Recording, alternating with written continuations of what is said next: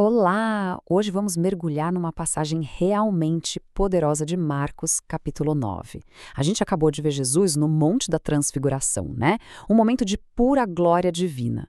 Mas, quando eles descem, a realidade que encontram é outra. É um choque. Um verdadeiro cenário de caos e desespero humano. E é justamente essa tensão que está no coração da nossa conversa de hoje. Essa passagem mostra exatamente o que acontece quando uma fé, sabe, uma fé imperfeita, cheia de dúvidas, encontra um poder divino que é total, que é inabalável. Então, vamos lá.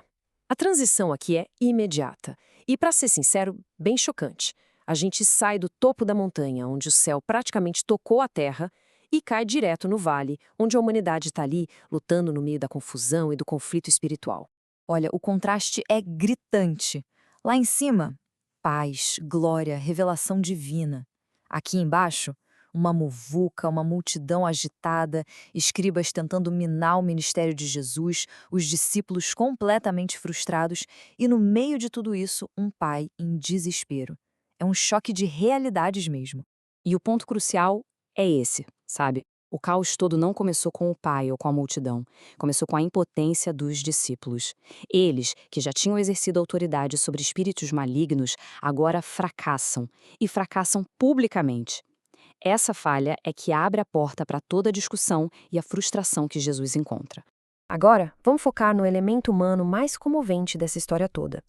Um homem se destaca da multidão, trazendo uma dor que ele carrega, olha, há anos. A situação do filho dele.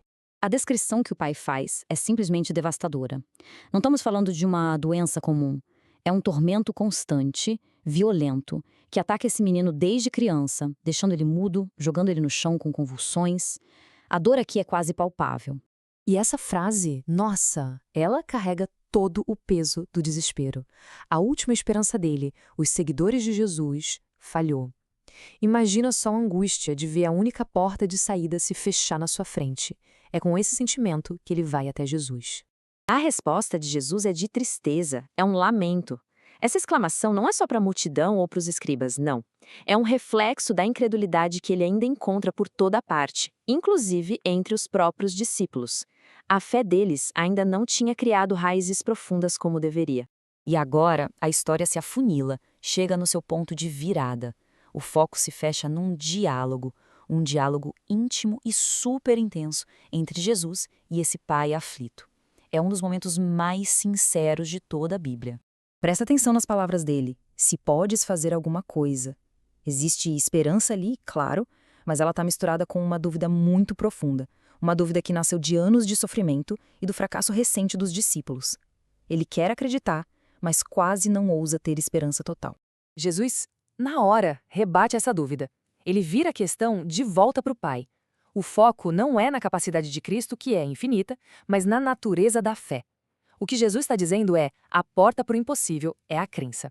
E a resposta é simplesmente extraordinária. É uma das declarações mais honestas e humanas que a gente encontra nas Escrituras. Ele não finge ter uma fé perfeita. Ele afirma a fé que ele tem e, no mesmo fôlego, reconhece a fragilidade dela e pede ajuda justamente nisso.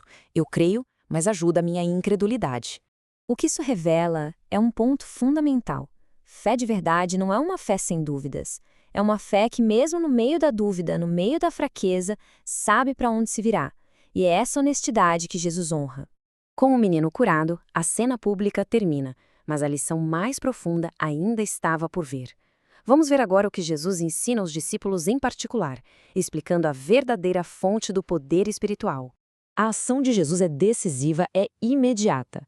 Com uma ordem direta, ele expulsa o espírito. O poder é absoluto. O menino que parecia morto é levantado pela mão de Cristo, totalmente restaurado. A autoridade de Jesus ali é inquestionável. Essa é a pergunta que estava no ar o tempo todo, né? Eles estão confusos. Por que a autoridade que eles já tinham usado antes falhou agora? Eles precisavam entender a raiz desse fracasso. A resposta de Jesus é simples, mas ao mesmo tempo muito profunda. Não era uma técnica ou uma fórmula que eles esqueceram. O problema era a fonte do poder deles. Essa espécie só sai com oração. E oração aqui não é só um ritual, é a expressão máxima de uma dependência total de Deus. Eles confiaram na experiência passada e não em Deus naquele momento. Então, o que a gente pode tirar dessa história tão poderosa para o nosso entendimento? Essa narrativa condensa alguns princípios teológicos que, olha, valem para qualquer época. Resumindo, a gente tem 3 verdades centrais aqui. Primeiro, a autoridade de Cristo sobre qualquer força do mal é total. Ponto. Segundo, uma fé genuína não é a ausência de luta, mas sim a honestidade no meio dessa luta. E terceiro, o poder espiritual não vem da gente, mas de uma conexão constante e dependente com Deus através da oração. Se tem uma imagem que resume a lição daquele pai, é a de uma bússola. A qualidade da fé não é medida pela ausência de dúvidas, mas pela direção que ela aponta quando as perguntas e as dificuldades aparecem. A fé daquele pai, mesmo sendo frágil, apontou direto para Cristo. E assim, a história nos deixa com essa reflexão. Diante dos nossos próprios desafios, das nossas frustrações e batalhas, a experiência daquele pai nos mostra o caminho. Levar a nossa fé, por mais frágil que seja, ao encontro do poder absoluto de Cristo. É exatamente aí que a transformação acontece.